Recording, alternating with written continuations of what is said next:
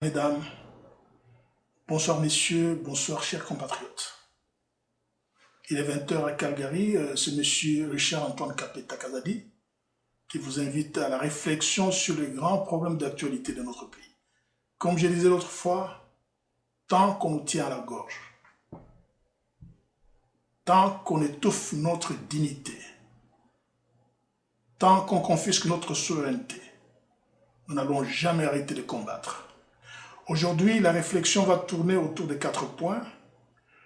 Premier point, c'est la diplomatie comme instrument de politique du président de la République. Et après, nous allons réfléchir sur la réunion de la MOUCA qui s'est tenue à Bruxelles.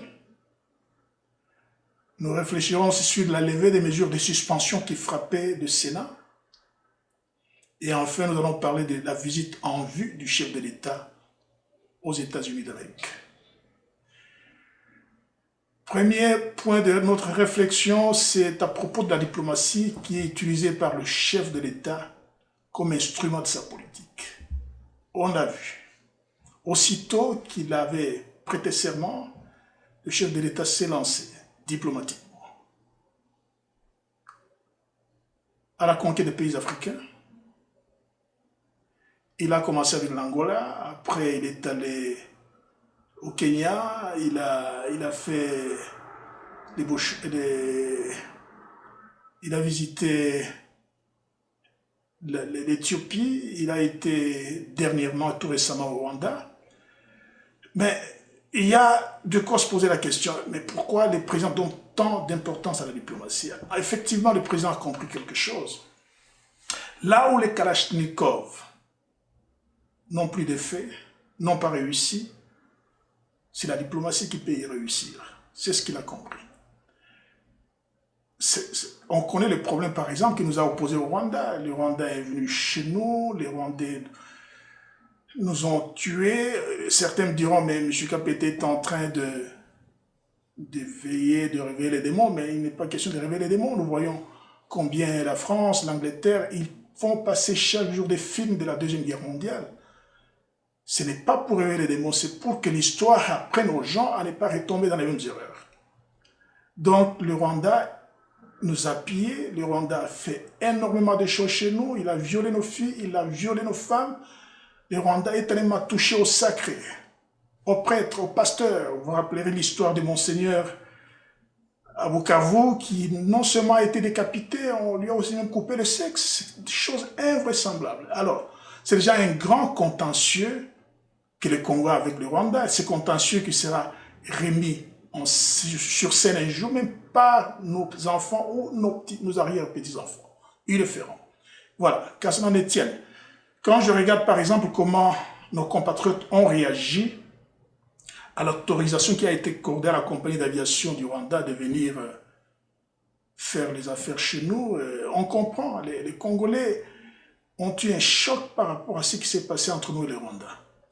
Donc, le président de la République, qui est un homme de paix, il privilégie la diplomatie, parce que la diplomatie, en fait, c'est un instrument qui peut résoudre beaucoup de problèmes, là où l'armée n'a pas réussi.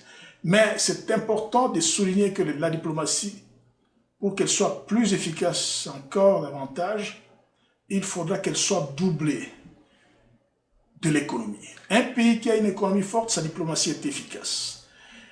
Non seulement l'économie peut venir à la rescousse de la diplomatie, mais aussi bien les forces armées.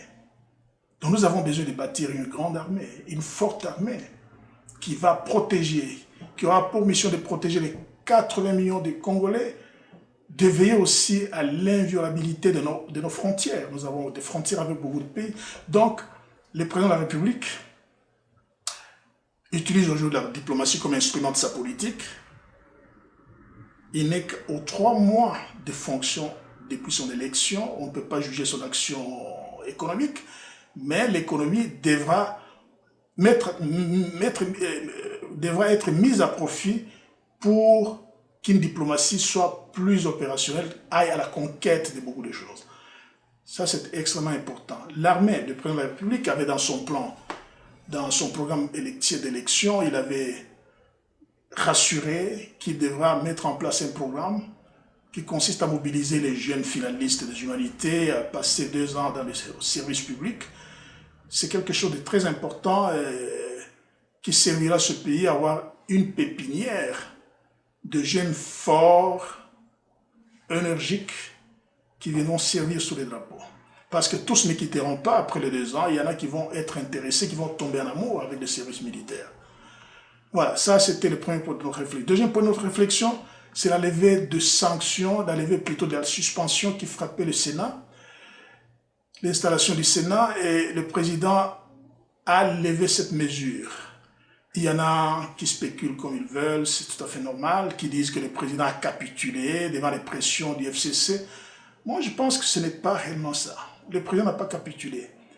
On vous dit que les pressions ont été fortes, voilà le président qui lève les mesures, il n'a pas tenu à son programme de la lutte contre les antivaleurs.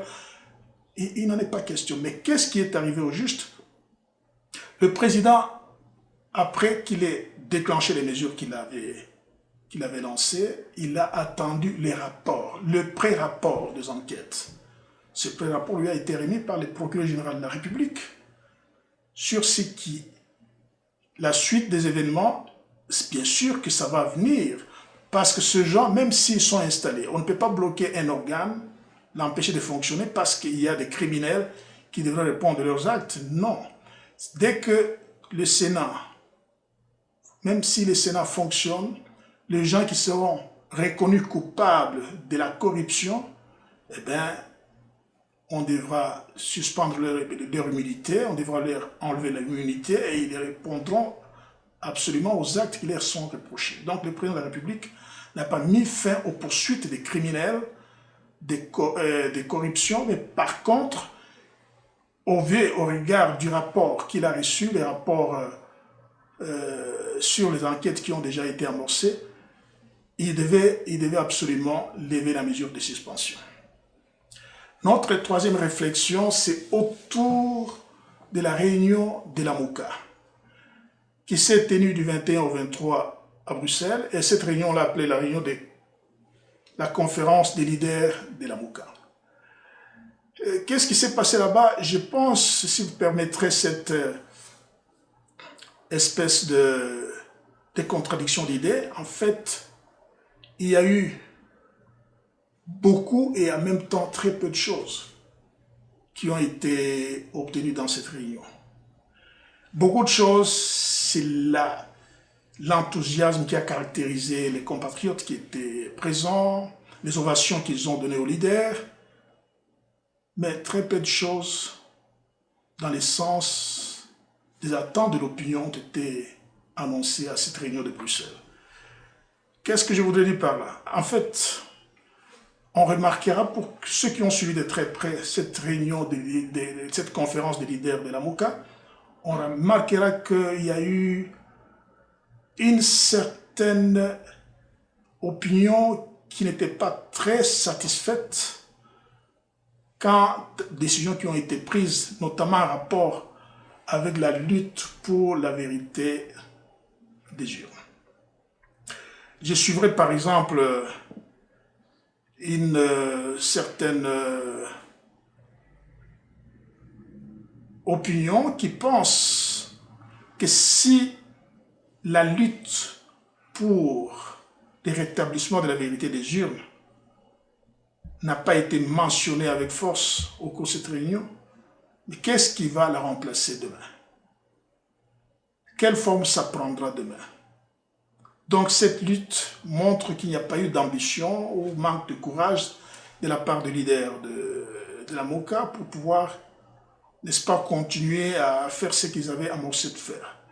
Donc c'est l'opinion qui a émergé, n'est-ce pas, dans cette réunion.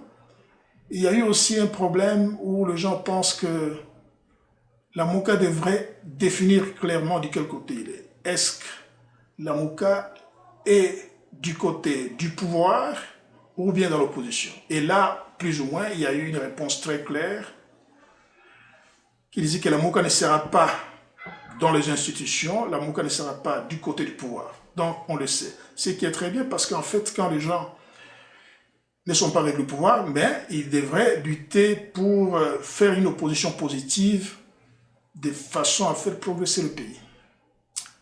Troisième point dans la réflexion, c'est le problème de la visite en vue du chef de l'État aux États-Unis. En fait, le chef de l'État est invité aux États-Unis. On parle, on a vu les officiels américains parler notamment des accords de partnership qui seront conclus aux États-Unis. Ici, c'est très important parce que c'est là où commencent les problèmes les plus sérieux. Tout pouvoir politique a besoin des alliés, en fait. On peut avoir des alliés de l'intérieur et aussi des alliés de l'extérieur. Mais le problème, c'est la manière dont les accords sont signés avec les alliés de l'extérieur. Cette visite du chef de l'État, qui va aboutir par des accords de partenariat avec les États-Unis, devra nous appeler à beaucoup plus de vigilance. Le chef de l'État, avec tout le peuple congolais derrière, ne devrait pas se laisser instrumentaliser par la haute finance internationale. On a vu beaucoup de pays qui ont complètement perdu leur souveraineté à partir de ces accords qui sont signés avec les grandes puissances. Mais ici, je voudrais dire que les grandes puissances n'appellent pas les gens à une table